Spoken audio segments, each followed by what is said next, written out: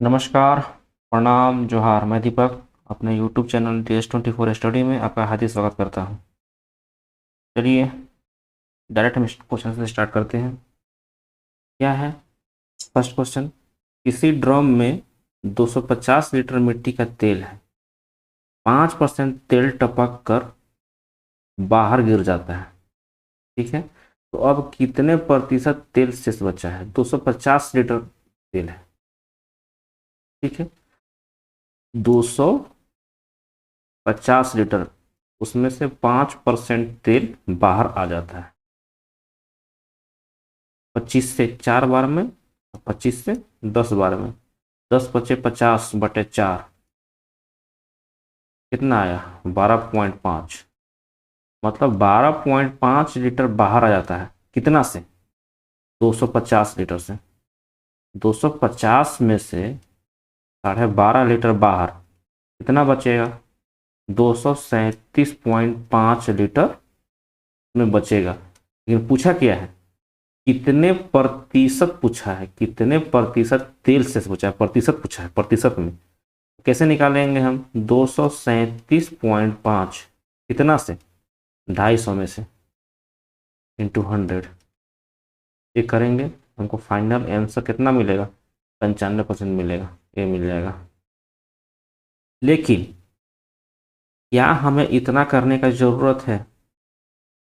कि जो हम किए हैं, क्या हमको इतना करने का ज़रूरत है?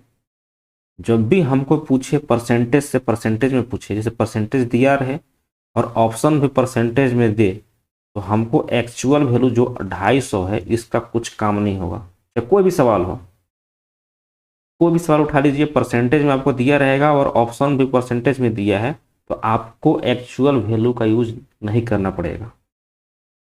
ठीक है, यह था क्वेश्चन में। 5% जो तेल टपक कर बाहर गिर जाता है, 5% तेल टपक कर बाहर गिर जाएगा तो कितना बचेगा? 95% बचेगा डायरेक्ट। ठीक है, 95% आंसर इसका। ठीक है, चलिए नेक्स्ट सवाल पे चलते हैं। यदि किसी आयत की लंबाई तथा चौड़ाई क्रमशः 20% बढ़ा दिया गया है, 20% तथा 30% बढ़ा दिया जाए, तो नए आयत के क्षेत्रफल में कितने प्रतिशत का वृद्धि होगा? ठीक है, नए आयत का जो क्षेत्रफल होगा उसमें कितना परसेंट का वृद्धि होगा? क्या दिया हुआ है? 20% का इंक्रीमेंट हुआ है। और कितना का इंक्रीमेंट हुआ है? 30% का इंक्रीमेंट हुआ है। 20% को हम फ्रैक्शन में तोड़ेंगे। 20% को कितना लिख सकते हैं? तो 20/100 लिखेंगे। और 30 को कितना लिखेंगे? तो 30/100। परसेंटेज मतलब क्या? परसेंट मतलब, परसेंट मतलब क्या चीज? पर 100 पे, 100 पे कितना होता है उसको हम परसेंट बोलते हैं।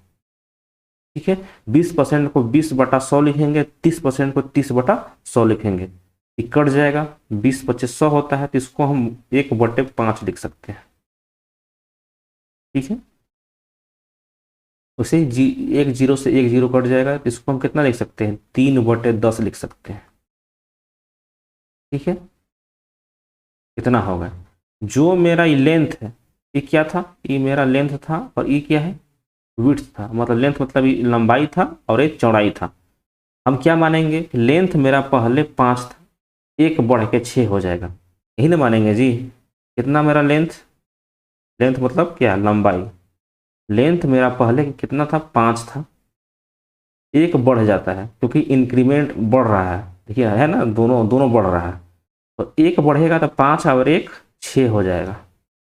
चौड़ाई को हम 10 मान लेते हैं। पहले कितना था? विड्थ 10 था, 3 बढ़ा है, 3/10 है, तो 10 मानते हैं पहले था, 3 बढ़ जाता है तो कितना हो जाता है? 13। ठीक है, हमको क्या निकालना है? क्षेत्रफल में कितने प्रतिशत का वृद्धि हुआ है। क्षेत्रफल कैसे निकालते हैं हम आयत का? लंबाई गुना चौड़ाई करते हैं। ये दोनों को हम गुना करेंगे तो तभी तो हम निकाल सकते हैं कि लंबाई चौड़ाई कितना होगा आयत, आयत का। ठीक है, आयत का लंबाई गुना चौड़ाई करें तभी तो हम पता कर सकते हैं कि क्षेत्रफल में कितना है। ठीक है, गुना करना पड़ेगा। तो 5 और 10 को गुना करेंगे तो कितना आएगा 50। 6 और 13 को गुना करेंगे कितना आएगा 13 6 78। कितना ज़्यादा है 50 से 78 हो गया। पहले 50 था एरिया, अब एरिया अब कितना हो गया 78 हो गया। ठीक है, कितना बढ़ा है 28 बढ़ा है। कितना से बढ़ा है 50 से, इंटू 100। 50 से 2 बार में 28 दूना 56%। ये आपका आंसर हो गया 56%।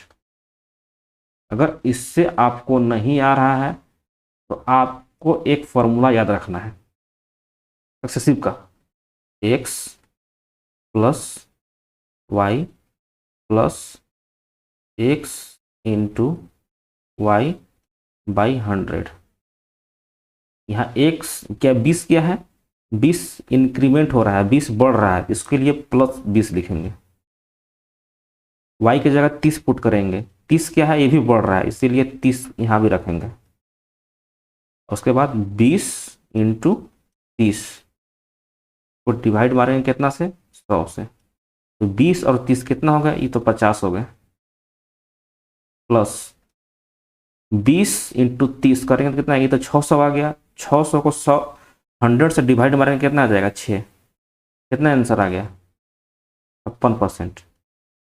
लेकिन आपको हम बोलेंगे कि इस मेथड का यूज कीजिएगा तो ये केवल बहुत ही कम क्वेश्चन में लगेंगे। लेकिन ये जो मेथड है ना, जब भी परसेंटेज दे उसको परसेंटेज को फ्रैक्शन में पहले तोड़ दीजिए। फ्रैक्शन कहने का मतलब है कि 20/100 कर दीजिए, उसको 1/5 इसको लिख सकते हैं डायरेक्ट हम। इसको आपको याद करना ही पड़ेगा। अगर आपको परसेंटेज फ्रैक्शन में तोड़ना आ जाएगा, आप कुछ परसेंट आपको याद हो जाएगा, आप 2 सेकंड के अंदर अच्छा सवाल अच्छा से कर सकते हो। ठीक है, जैसे 30% है तो 30% को आप 3/10 लिख सकते हो। ठीक है, पहले हम क्या माने थे कि पहले मेरा लेंथ 5 था, 1 बढ़ के 6 हो गया। चौड़ाई क्या था, चौड़ाई हम पहले 10 माने, 3 बढ़ के 13 हो गया। ठीक है, उसके बाद हम दोनों का गुना कर दिए, 5 और 10 का 50 हो गया, 6 और 13 का 78 हो गया। मतलब पहले एरिया मेरा 50 था, जब हम लंबाई और चौड़ाई में बढ़ोतरी किए, इंक्रीमेंट किए तो 78 हो गया। कितना बढ़ा है 28। कहाँ से बढ़ा है 50 से, तो 56% डायरेक्ट। ठीक है, चलिए आगे चलते हैं हम। दिया हुआ है कि एक फल विक्रेता के पास कुछ सेव है, 40% सेव बेचने के बाद उसके पास 420 सेव बचे, तो उसके पास टोटल कितने सेव थे ये आपको निकालना है। टोटल सेव 100% होगा, उसमें से उसने क्या किया है 40% सेव क्या किया बेच दिया, बेच मारा। उसके पास कितना अभी बचा हुआ है 60% बचेगा। 40% जब बेच दिया तो 60% बचेगा। जो बचा हुआ भाग है 60%, वही तो दिया हुआ है कितना 420 से उसके पास अभी बचा हुआ है, 420 से बचा हुआ है, तो 60% का वैल्यू कितना आएगा 420। इसको हम काट देंगे तो 1% का वैल्यू कितना मिलेगा हमको, 1% का वैल्यू कितना मिलेगा 7। अब हमको क्या निकालना है, उसके पास टोटल कुल कितने सेव थे, कुल मतलब कितना 100%, 100%, 100%। जब 1% का वैल्यू 7 था तो 100% का वैल्यू 700। उसके पास टोटल 700 सेव थे, यही आपका आंसर होगा। ऑप्शन में 700 नहीं है, ऑप्शन गलत है, इसका आंसर 700 होगा। ठीक है, चलिए आगे चलते हैं, नेक्स्ट पर चलते हैं। क्या है, यदि एक प्लॉट को 18,700 रुपये में बेचा जाता है, बेचने का मतलब क्या है, ये विक्रय मूल्य है। विक्रय मूल्य को हम एसपी से डिनोट करेंगे। ठीक है, उसके बाद मालिक को 15% का हानि होता है। ठीक है, 25% लाभ प्राप्त करने के लिए उसका विक्रय मूल्य क्या होगा ये आपको बताना है। ठीक है, 15% का हानि होता है तो 15/100, इसको हम फ्रैक्शन में तोड़ेंगे पहले। 5 से 3 बार में, 5 से 20 बार में कितना हम लिख सकते हैं, इसको 3/20 लिख सकते हैं। ठीक है, ये बात आपको याद रखना कि जो नीचे आए ना, जो नीचे आए उसको आपको सीपी लेना है हमेशा, मतलब क्रैमूल लेना है। सीपी मतलब क्रैमूल, अब एसपी मतलब बिक्रैमूल। ठीक है, तो मान लीजिए कि हम सीपी जो है, सीपी हो गया, अभी एसपी हो गया, मतलब ये क्रैमूल अभी बिक्रैमूल। ठीक है, क्रैमूल को हम 20 मान लिए, तो हमको 15% का हानि हो रहा था। ठीक है, तो 20 रुपये जब हम इसको क्रैमूल मान लिए तो 3 रुपये का हमको लॉस हो रहा है। तो कितना मानेंगे हम, 20 में से 3 निकल जाएगा तो कितना बचेगा, 17। ठीक है, 17 का हमको ओरिजिनल वैल्यू एसपी मतलब बिक्रैमूल हमको दिया हुआ है कितना, 18,700। 17 का वैल्यू कितना दिया हुआ है, 18,700। तो 20 का वैल्यू कितना होगा वो हमको आराम से मिल जाएगा। 17 को हम कितना बार में काट देंगे, एक बार में, एक बचा एक बार में, 1100 बार में काट देंगे। एक का वैल्यू हमको कितना मिला, 1100, तो 20 का वैल्यू कितना, 22,000। 1 2 3, 22,000 मिल गया। 22,000 क्या है, ये कॉस्ट प्राइस है, सीपी है, ये मिल गया। कहने का मतलब है कि एक प्लॉट को 18,700 रुपये में बेचा जाता है तो मालिक को 15% का लॉस होता है। ठीक है, यानी एक्चुअल में वो जो प्लॉट था वो 22,000 का था, वो 22,000 में बेचारा खरीदा था, लेकिन उसको 18,700 में बेच दिया। समझ गए, तब उसको 15% का लॉस हुआ था। ठीक है, 22,000 में वो खरीदा था, 18,700 में बेच दिया था, तब उसको 15% का लॉस हुआ है। अब यहाँ से पूछा है कि 15, उसको 25% का लाभ प्राप्त करना है। तो हमको तो पता चल गया कि हम खरीदे हैं 22,000 में। ठीक है, तब अब हमको 25% का लाभ चाहिए, तो हम क्या करेंगे, हमको तो मालूम है कि हम 22,000 में खरीदे हैं, अब हमको 25% का लाभ चाहिए, तो क्या करेंगे, 125/100 कर देंगे। 2 जीरो से 2 जीरो चला गया, कितना बचेगा, 220 इंटू 125। यही आपका फाइनल आंसर होगा, इसको गुना कर कीजिएगा।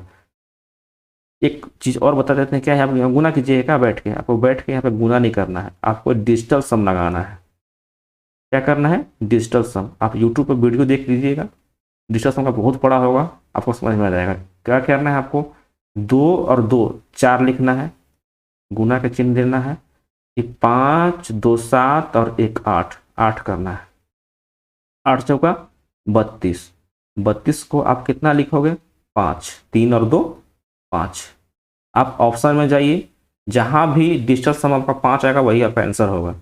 ये 9 और 3 12, 12 को कितना लिख सकते हैं आप, 3 लिख सकते हैं। 6 और 2 8, ये तो 8 होगा। ये 2 और 7, जहां भी 9 आए तो 9 को नहीं लेना है, 9 को काट देना है, बचा 5। ये आपका डिजिटल सम इसका 5 आ गया। 7 और 2 9 ये भी कट जाएगा, 7 और 2 9 ये भी कट जाएगा, यहाँ 7 बचा। जब हम आपको बोले थे कि मेरा डिजिटल सम 5 आया है, ऑप्शन में देखिए जिसका भी डिजिटल सम 5 होगा वही आंसर होगा, ऑप्शन नंबर सी, यही मेरा आंसर है।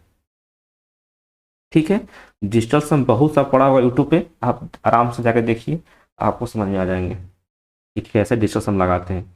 अगर हम डिजिटल सम यहाँ पे बताने लगेंगे तो वीडियो बहुत लंबा हो जाएगा। ठीक है, चलिए आगे चलते हैं हम। दिया हुआ है राम और श्याम का वर्तमान आयु 3:5 का अनुपात है, वर्तमान का।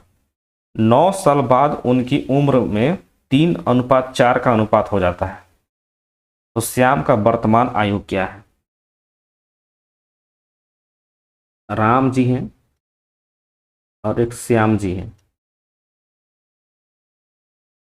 ठीक है, उनका वर्तमान आयु है, ये आपका क्या है, वर्तमान है। कितना दिया हुआ है, 3:5 है। 9 साल बाद क्या करेंगे हम, +9 कर देंगे दोनों में, कितना हो जाता है, 3:4 हो जाता है। 9 साल बाद 3:4 हो जाता है। हम क्या करेंगे इसमें अब, 4 × 3 करेंगे, इसको इसको करेंगे, कितना आया, 12, और उसके बाद इसको करेंगे 3 और 5 को गुना करेंगे, कितना आएगा 15। ये आपको करना नहीं है, बस यहाँ से देख लेना है 4 तिया 12 होता है, 5 तिया 15 होता है और दोनों को घटा देना है, बस मन ही में करना है। 4 तिया 12 और 5 तिया 15 और दोनों को घटा देना है। प्लस माइनस का लोचा नहीं रखना है कि प्लस आएगा कि माइनस आएगा, नहीं, डायरेक्ट ये 12 आ रहा है 15 आ रहा है तो 3 आएगा डायरेक्ट, ठीक है। और इसी 4 गुना 9 करेंगे तो 36 आएगा, 3 इंटू 9 करेंगे तो कितना आएगा 27 आएगा, फिर दोनों को घटा देना है। 36 ये आया, अब ये 27 आया, दोनों को घटा देंगे तो कितना आया 9। तो एक रेशियो का वैल्यू आपको कितना मिल गया 3 मिल गया, एक रेशियो का वैल्यू 3 मिल गया। 3 रेशियो का वैल्यू 9 आ गया तो एक रेशियो का वैल्यू 3 आ गया, इसको काट दिए, एक रेशियो का वैल्यू 3 आ गया। तो आपको यहाँ 3 रेशियो दिया हुआ है, 3 रेशियो दिया हुआ है, एक रेशियो का वैल्यू 3 तो 3 रेशियो का वैल्यू 9। राम का वर्तमान आयु 9 वर्ष हो जाएगा और श्याम का वर्तमान आयु 5 तिया 15। समझ में आया?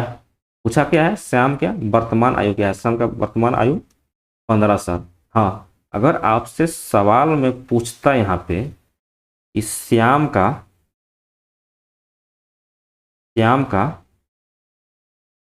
9 वर्ष बाद का उम्र बताना है, 9 वर्ष बाद,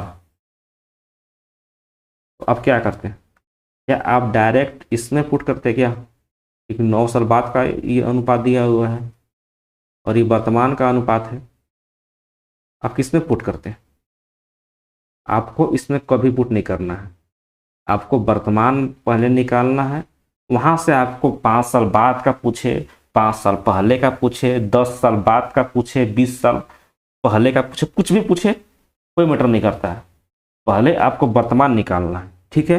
तो श्याम का 9 वर्ष बाद पूछा है, तो श्याम का वर्तमान आयु कितना है 15 है, श्याम का वर्तमान आयु कितना है 15 है, 15 प्लस 9 साल बाद पूछा है तो 24 वर्ष होगा, ठीक है।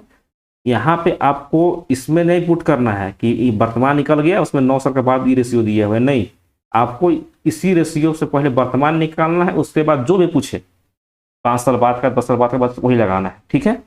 चलिए आगे चलते हैं। चलिए यहाँ से स्टार्ट हो रहा है स्टैटिक जीके। आपको बताना है कि पीर पंजाल, धौलाधर एवं महाभारत की पहाड़ियाँ हिमालय के किस श्रेणी का भाग है, ठीक है। तो इसका आंसर तो आपको मध्य हिमालय हो जाएगा, मध्य हिमालय का पार्ट है। पीर पंजाल, धौलाधर, महाभारत और नाग टिब्बा, 4 याद रखिएगा। एग्जाम में पूछता है कि पीर पंजाल, धौलाधर या फिर महाभारत या फिर नाग टिब्बा हिमालय के किस श्रेणी का भाग है, तो मध्य हिमालय का है। अब आपको पूछेगा कि ट्रांस हिमालय में महान हिमालय, मध्य हिमालय और शिवालिक ये कहाँ पे है, कैसा है, कैसे बताओगे आप तो देखने नहीं गए हो, चाहे देख भी नहीं सकते हो, आपको ऊपर से देखना पड़ेगा, एरोप्लेन से देखना पड़ेगा कि क्या क्या चीज़ें हैं, ठीक है। तो देखिए हम ग्राफिकली आपको बता देते हैं। ये जो मेरा A, B, C और D, ठीक है, ये जो 4 चीज़ है ना, ये आपको ट्रांस हिमालय का पार्ट है। ए जो ट्रांस हिमालय है इसका पार्ट है, जो हमको लिखे हुए हैं देखिए, Karakoram range, Ladakh range, Zanskar range और कैलाश रेंज, ये आपका ट्रांस हिमालय है, ए पार्ट है। अब पूछेगा कि महान हिमालय कहाँ है, तो महान हिमालय जो ABCD, तो ये आपका ट्रांस हिमालय हो गया। जो अगला पार्ट बचेगा ई वाला, ई देखिए, ई फॉर एलिफेंट, ए वाला देखो ई है, ए मेरा जो है बड़ा लाइन जा रहा है ना, ये मेरा है महान हिमालय, इसको हम ग्रेट हिमालय बोलेंगे, ठीक है। अगला क्या है नेक्स्ट, मिडिल हिमालय, जिसको मध्य हिमालय बोलते हैं। तो देखिए टूटा टूटा जो भाग है ना, ये जो टूटा टूटा भाग है यही है मध्य हिमालय, इसी को हम बोलते हैं पीर पंजाल, धौलाधर, महाभारत, नाग टिब्बा की पहाड़ी, यही आपका है, यही है, इसी को बोलते हैं मध्य हिमालय, ठीक है।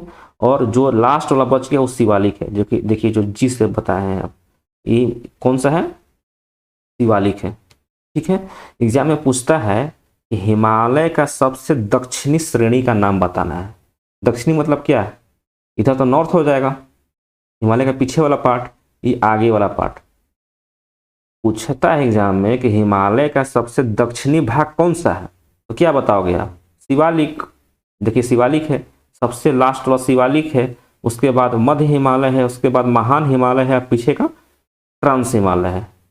ठीक है, तो आपका यहाँ पे आंसर होगा शिवालिक, क्योंकि सबसे दक्षिणतम पूछा है। लेकिन हाँ, इस सवाल का आंसर क्या होगा? इसका मध्य हिमालय होगा। कुछ चीज और बता देते हैं जो कि डायरेक्ट एग्जाम में पूछा जाता है यहाँ से।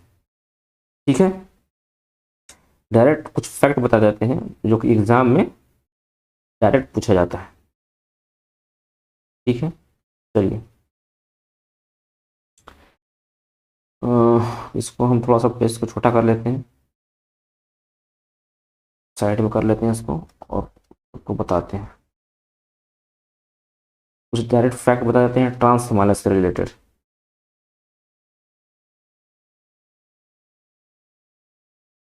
ट्रांस हिमालय, ट्रांस हिमालय, यही वाला जो ट्रांस हिमालय जो फर्स्ट है, ट्रांस हिमालय। इस ट्रांस हिमालय में देखिए पहला तो आ जाएगा आपका काराकोरम, काराकोरम रेंज, खला काराकोरम श्रेणी। दूसरा आ जाएगा आपका लद्दाख, लद्दाख श्रेणी। तीसरा आ जाएगा आपका जास्कर श्रेणी। अब तिब्बत नहीं भी याद रखो तो काम चलेगा, लेकिन आपको ये तीनों को याद रखना पड़ेगा जो हमको देखिए यहाँ बताया है, लद्दाख, काराकोरम, लद्दाख और जास्कर। ठीक है, इसमें आपको सवाल पूछता है एग्जाम्स में, जो सिंधु नदी है, जो सिंधु नदी है कौन कौन सा श्रेणी के बीच से होके पास होता है? तो देखिए यहाँ से पास होता है सिंधु नदी, लद्दाख और जास्कर के बीच से कौन सा नदी पास होता है? सिंधु नदी। इसको आपको दिमाग में हमेशा बैठा कर रखना है।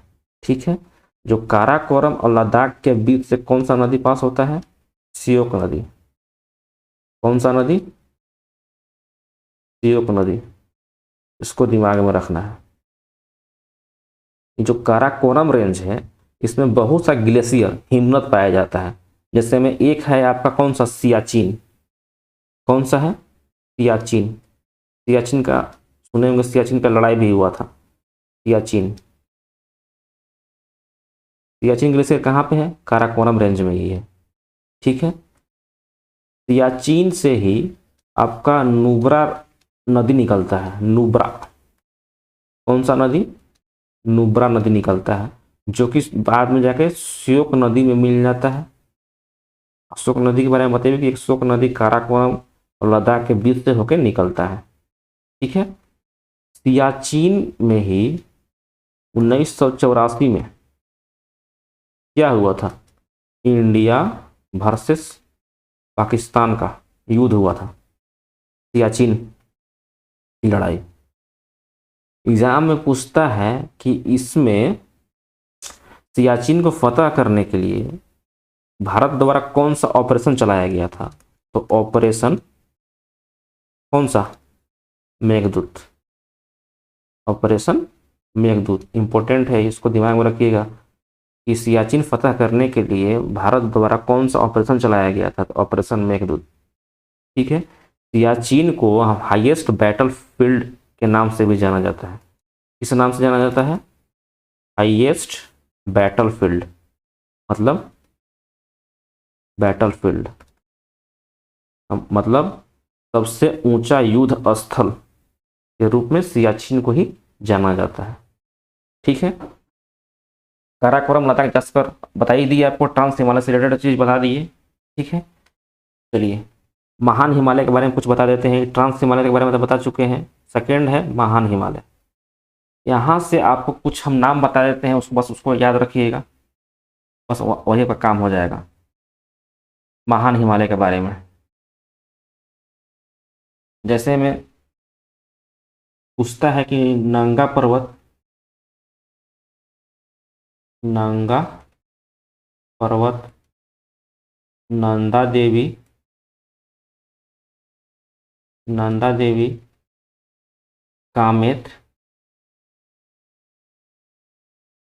कामेत और इधर आपका हो जाएगा धौलागिरी,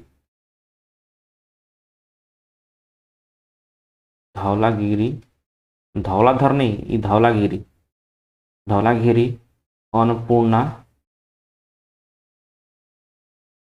अन्नपूर्णा, एवरेस्ट, एवरेस्ट, मकालू, मकालू, कंचनजंगा, कंचनजंगा, नमचा बरवा, नमचा बरवा। ये किसका पार्ट है? ये महान हिमालय का पार्ट है सब। ठीक है, आपको कोई भी पूछ सकता है, आप याद रखिएगा पहला नंबर तो एवरेस्ट याद रखिएगा कि एवरेस्ट कौन सा हिमालय का पार्ट है, क्या बोलिएगा? महान हिमालय का पार्ट है एवरेस्ट।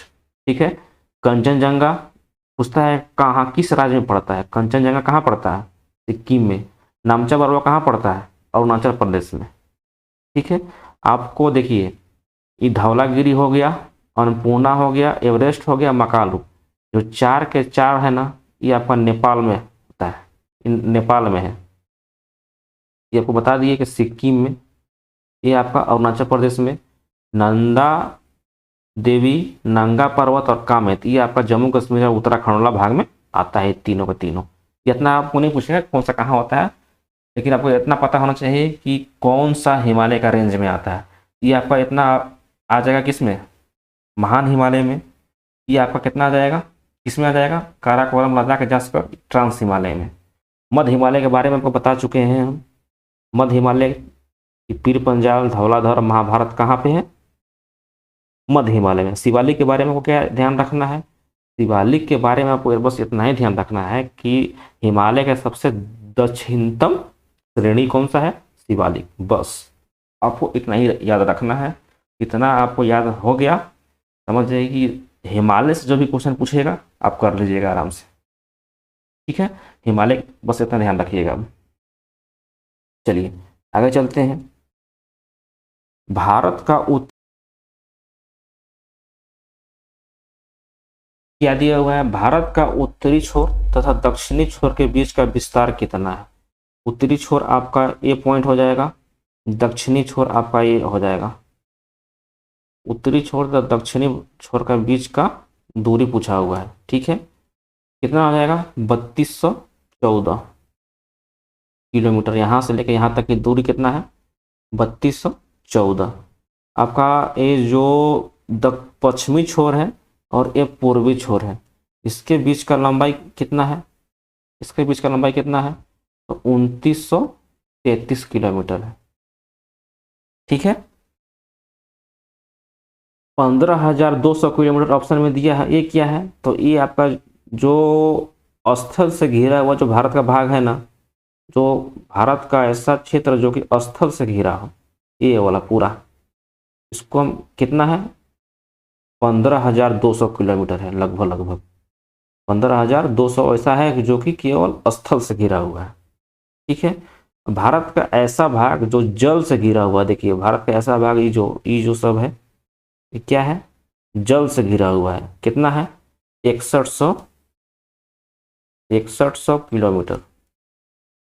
लेकिन इधर अंडमान निकोबार है और यहाँ पे लक्षद्वीप है, इसको मिला करके 7516 किलोमीटर हो जाता है। ठीक है, चलिए इतना तो हो गया। कुछ और चीज आपको बता देते हैं। ये जो दक्षिणतम पॉइंट है, ये कितना डिग्री लैटिट्यूड पे आता है या कितना डिग्री अक्षांश पे आता है? तो ये आता है आपका 8 डिग्री 4 मिनट पे। जो उत्तरी छोर है 37 डिग्री 6 मिनट पे आता है। ये जो आपका पश्चिमी छोर है 8 डिग्री 7 मिनट पे आता है। ये जो पूर्वी छोर है 97 डिग्री 25 मिनट पे आता है। ठीक है, आपको हर एक पॉइंट का नाम भी याद रखना पड़ेगा कि 8 डिग्री 4 मिनट जो दक्षिणतम, भारत का दक्षिणतम पॉइंट है, उसका नाम क्या है? इसका नाम है केप कोमरिन। केप कोमरिन को बोलते हैं केप कोमरिन। जो 37 डिग्री 6 मिनट वाला भाग है इसको क्या बोला जाता है? इसको बोला जाता है इंदिरा कॉल। क्या चीज? इंदिरा कॉल। ठीक है। एक नाम सुना होगा आपने, इंदिरा पॉइंट। इंदिरा पॉइंट कहाँ पाया जाता है? इंदिरा पॉइंट जो अंडमान निकोबार का जो लास्ट पॉइंट यहाँ पर देख रहे हैं ना, इसको बोलते हैं हम इंदिरा पॉइंट। इसको बोलते हैं हम इंदिरा पॉइंट। एग्जाम में पूछा जाता है कि भारत के मुख्य भूमि का सबसे दक्षिणतम बिंदु कौन सा है? अब क्या बताओगे? इंदिरा पॉइंट? नहीं। भारत का मुख्य भूमि का दक्षिणतम बिंदु, मुख्य भूमि क्या है? ए है, ए पार्ट है मुख्य भूमि। उसका दक्षिणतम बिंदु कौन सा है? केप कोमरिन लगा के आओगे। कहाँ पे पाया जाता है? कन्याकुमारी में। ठीक है। हाँ, एग्जाम में आपका ये पूछे कि भारत का दक्षिणतम बिंदु कौन सा है, तो आप इंदिरा पॉइंट लगा के आओगे। इंदिरा पॉइंट का जो कितना डिग्री अक्षांश पे है? तो 6 डिग्री 45 मिनट पे इसका पॉइंट है। ठीक है। चलिए, ये जो आपका यहाँ हो गया केप कोमरिन हो गया, इंदिरा पॉइंट हो गया, इंदिरा कॉल हो गया। ये जो आपका गुजरात का भाग है जो कि 68 डिग्री 7 मिनट पे आता है, इसको क्या बोलते हैं? इसको बोलते हैं गौरमाथा। इसको बोलते हैं कीबुथु। अब लिख नहीं रहे हैं, आपको डायरेक्ट हम बताते जा रहे हैं, याद रखिएगा। इसको गौरमाथा बोलते हैं, इसको बोलते हैं कीबुथु। ठीक है। अच्छा, एक चीज और बताना आप लोग, कि 8 डिग्री 4 मिनट है और 37 डिग्री 6 मिनट है। ठीक है। तो लगभग 30 डिग्री का डिफरेंस है। आप यहाँ भी देखो, 68 डिग्री 7 मिनट, 97 डिग्री 25 मिनट, लगभग 30 डिग्री यहाँ पर भी लगभग है। ठीक है। तो बताओ आपकी एक 3214 किलोमीटर यहाँ से लेके यहाँ तक है, और एक यहाँ से लेके यहाँ तक 2933 किलोमीटर है। तो लगभग आपको देख रहे हैं कि 300 किलोमीटर का डिफरेंस का फर्क क्यों है, जबकि दोनों का दूरी 30 डिग्री के लगभग में है ना जी। 30 डिग्री इधर से भी, नॉर्थ टू साउथ और ईस्ट टू वेस्ट भी 30 डिग्री का फर्क है, लेकिन एक्चुअल लंबाई 300 किलोमीटर का फर्क है। एक है 3214 और एक है 3333, लगभग 300 किलोमीटर का फर्क है। ऐसा क्यों है? ऐसा इसलिए है, ये देखिए, ये आपका जो पृथ्वी का भाग है, पृथ्वी है, ये जो आपका बीच से निकल कर विषुवत रेखा है, इधर आपका नॉर्थ पोल हो गया, नीचे आपका साउथ पोल हो गया। तो चेंज कर लेते हैं। ये जो आपका सब जो रेखा जा रहा है, ये अक्षांश है, लेटा हुआ को अक्षांश बोलते हैं, इंग्लिश में लैटिट्यूड बोलते हैं। ठीक है। इसका दूरी कहीं पर भी देखिए फिक्स मिलेगा, फिक्स मिलेगा। इससे इसका दूरी, इसका दूरी, इसका दूरी फिक्स मिलेगा। ठीक है।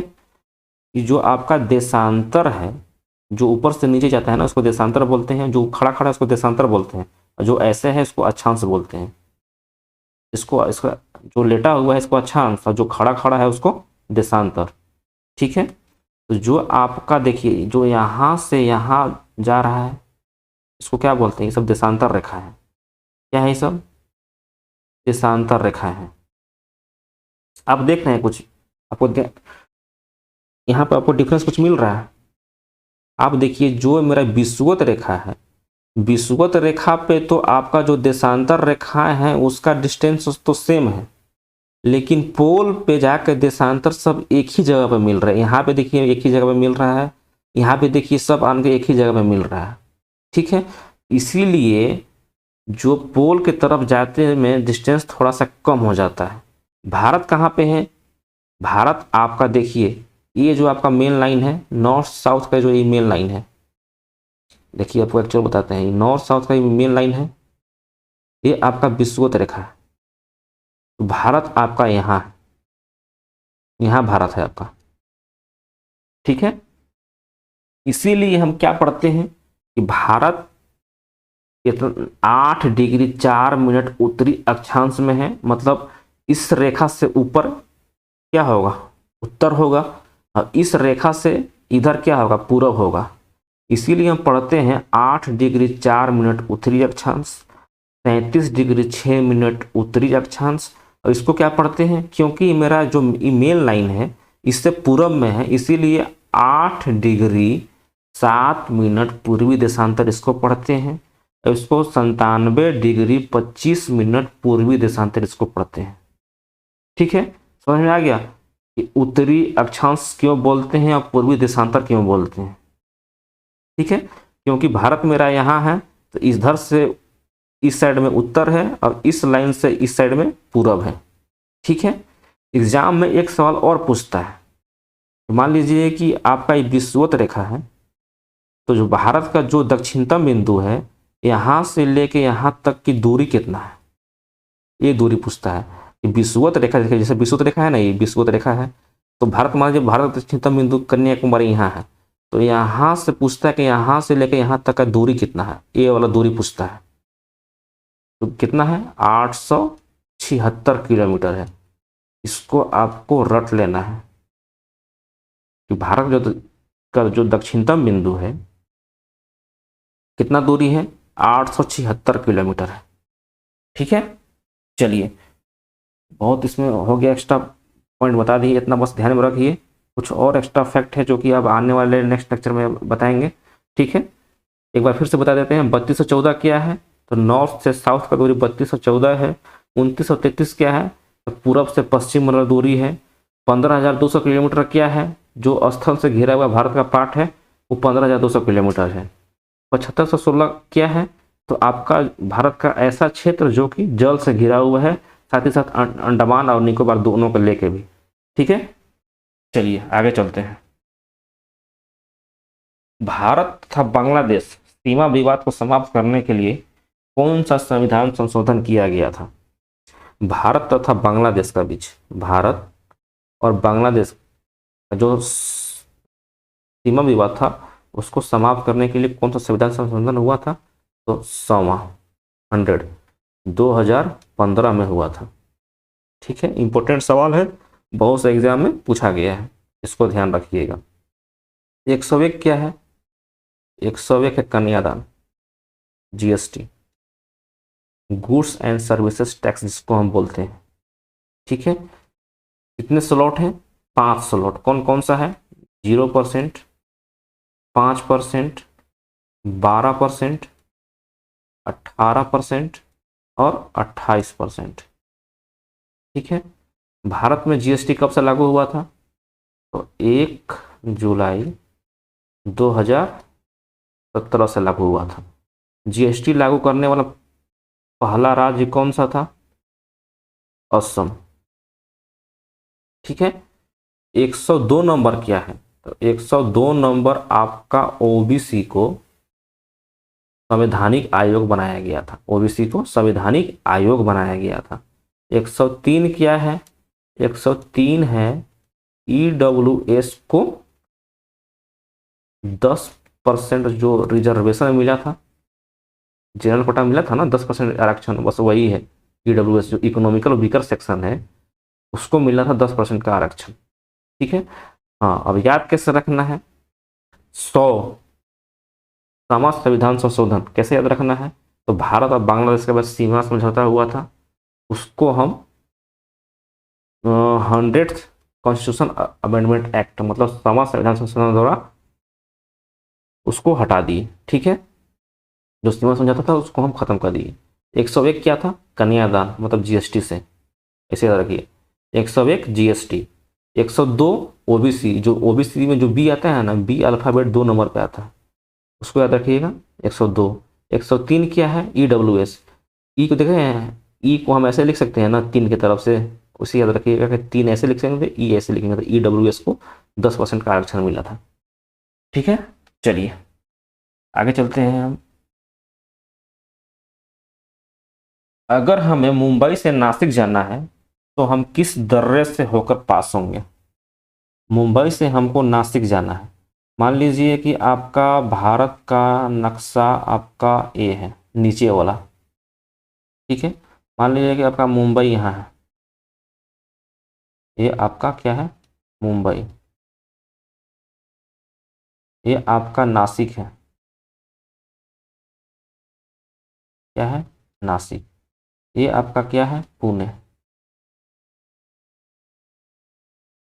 तो आपको मुंबई से नासिक जाना है तो कौन सा दर्रा पड़ेगा? तो यहाँ पड़ेगा आपका थाल घाट। ठीक है, आपको मुंबई से पुणे जाना है तो यहाँ पे कौन सा पड़ेगा? भौर घाट।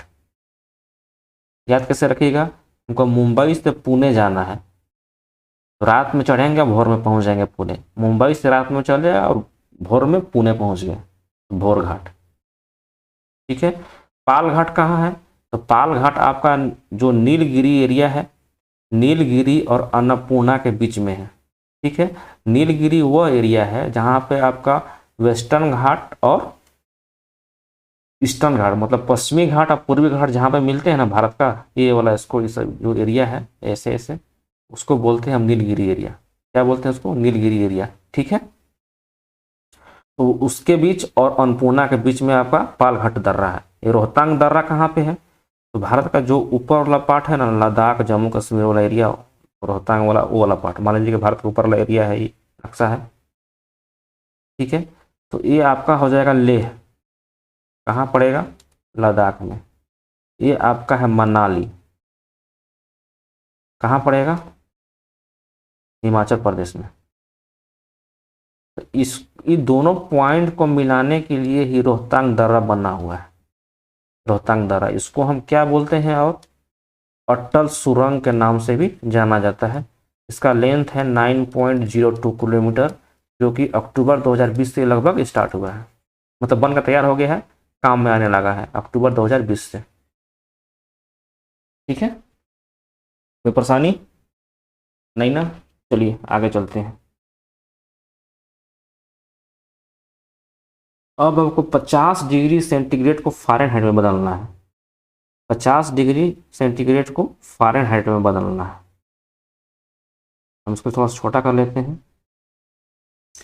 साइड में इसको कर लेते हैं और आपको बताते हैं कुछ